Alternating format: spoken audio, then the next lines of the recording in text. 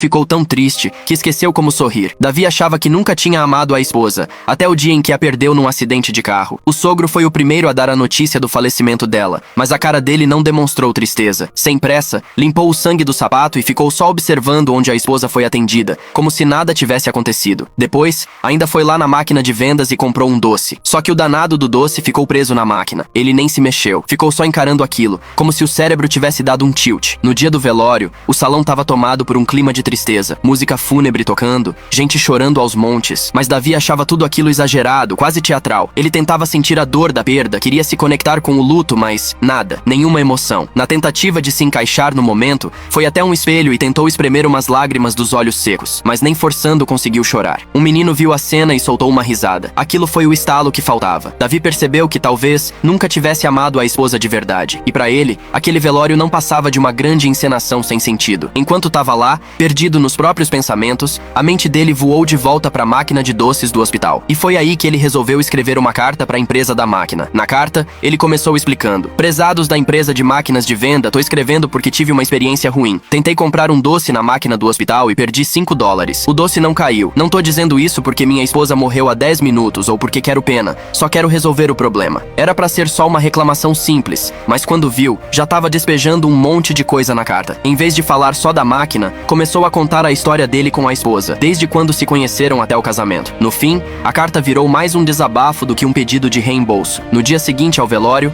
Davi foi trabalhar como se nada tivesse acontecido. Pediu para a assistente mandar a carta e continuou a rotina. Os colegas olhavam espantados, afinal, era de se esperar que ele tirasse uns dias de folga. Mas lá estava ele, mais ativo do que nunca. Só quando a secretária entrou na sala e sugeriu que ele descansasse um pouco, Davi finalmente levantou a cabeça e ficou confuso. Não entendia por que todo mundo insistia tanto que ele precisava descansar. O mais estranho era ver que as outras pessoas pareciam estar mais tristes pela morte da esposa do que ele mesmo. O sogro chorava na frente dele. O pai usava qualquer desculpa para tentar consolá-lo, dizendo que ele não precisava se segurar. Mas para Davi, aquilo tudo parecia um grande teatro. Ele não conseguia entender a dor deles. E foi aí que começaram a acontecer umas coisas estranhas. Num dia, no trem, enquanto conversava com um colega de trabalho, sem perceber, mudou o assunto e começou a falar da esposa falecida. Do nada, puxou a alavanca de emergência e parou o trem. A polícia veio interrogar, perguntando por que ele tinha feito aquilo, mas Davi só soltava respostas confusas, sem sentido. O delegado estava sem saber o que fazer, até que um dos funcionários cochichou para ele: "A esposa desse cara morreu agora há pouco." Na mesma hora, o delegado entendeu. Davi não estava sendo um maluco aleatório. Era alguém carregando um peso imenso, que nem ele próprio sabia como lidar. No fim, não deu em nada. Só levaram ele para casa. Chegando em casa, ele se viu sozinho naquele espaço enorme. Olhou para a mesa e viu uma concha decorativa que a esposa adorava. Mas ao invés de sentir saudade, só achou aquilo irritante. Quando abriu a geladeira, encontrou um bilhete dela pedindo para consertar a geladeira. Ignorou. Não tinha cabeça para isso. O curioso é que essa insensibilidade toda fez ele perceber coisas que nunca tinha notado antes. Viu fios de cabelo da esposa presos na escova, reparou num esquilo se mexendo na grama, ficou encarando uma árvore caída como se fosse a coisa mais interessante do mundo. A sensação era estranha, mas dava um tipo de prazer esquisito. Ele se sentia poderoso, como se tivesse descoberto algo novo sobre a vida. Então, decidiu consertar a geladeira. Queria provar para si mesmo que conseguia, mas claro, não sabia nada de conserto. O que era só um vazamento simples virou um caos. No fim, ele destruiu a geladeira inteira, e estranhamente aquilo foi libertador. Sentiu um alívio imenso vendo tudo desmontado no chão. Foi aí que ele pegou gosto pela coisa. Começou a desmontar o computador do escritório, quebrou a torneira do banheiro, destruiu até a cafeteira favorita da esposa. Mas aquilo ainda não era o bastante. No dia seguinte, foi até um canteiro de obras. Pediu emprego ao encarregado e até ofereceu dinheiro para deixarem ele trabalhar. Ele queria se sujar, queria sentir o impacto das demolições.